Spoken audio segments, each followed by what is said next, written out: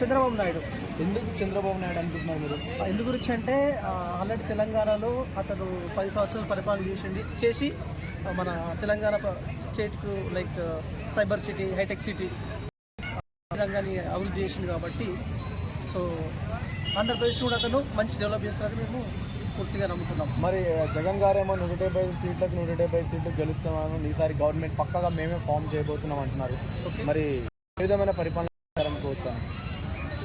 జగన్ గారు అయితే మొత్తం నెగిటివ్లో ఉంది పరిపాలన. హోప్స్ ఉన్నాయి.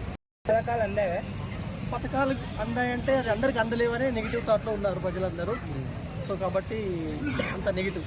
రోడ్ల వ్యవస్థ ఎలా ఉంది అనుకోవచ్చు ఆంధ్రప్రదేశ్లో? రోడ్ల వ్యవస్థ రోడ్లు చెత్త రోడ్లు ఉన్నాయని అంటున్నారు అందరూ. ఇప్పటికి ఏం డెవలప్మెంట్ కాలేదు.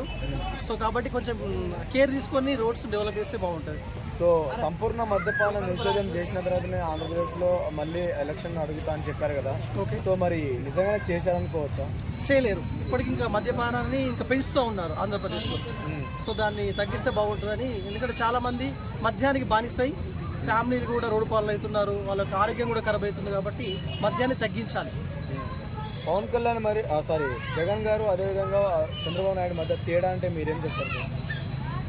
చంద్రబాబు నాయుడు పవన్ కళ్యాణ్ మధ్య తేడా, చంద్రబాబు నాయుడు మధ్య తేడా అంటే మీరేం చెప్తారు? చంద్రబాబు నాయుడు వచ్చేసి లాస్ట్ 30-40 years నుంచి is in political. Having more than 40 years experience in political, right? So కాబట్టి ఇతను మొన్న వచ్చాడు కాబట్టి ఈ does not have that much knowledge.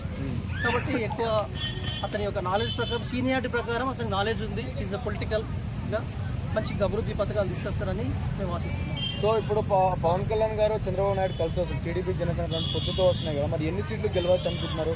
టోటల్గా 170 సీట్లకు ఎన్ని సీట్లు గెలుస్తారు అనుకుంటున్నారు? ఆల్మోస్ట్ ఐ హోప్ 130 సీట్స్ గెలవచ్చు. మరి జగన్ గారేమో సింహం సింగల్గా వస్తుంది, డెఫినెట్గా మేము 175 గెలుస్తామంటారు. మరి తను ఏ ధీమతో అనవచ్చు అనుకుంటున్నారు? అది ఏ ధీమతో అంటే అతను అట్లా ఊహించుకుంటున్నాడు, కానీ ప్రజలు మాత్రం చంద్రబాబు నాయుడుకి మద్దతు ఉన్నారు పూర్తి. సో ఓవరాల్గా ఒక్క మాటలో ఆంధ్రప్రదేశ్ నెక్స్ట్ ముఖ్యమంత్రి ఎవరు అనుకుంటున్నారు సార్? నారా చంద్రబాబు నాయుడు.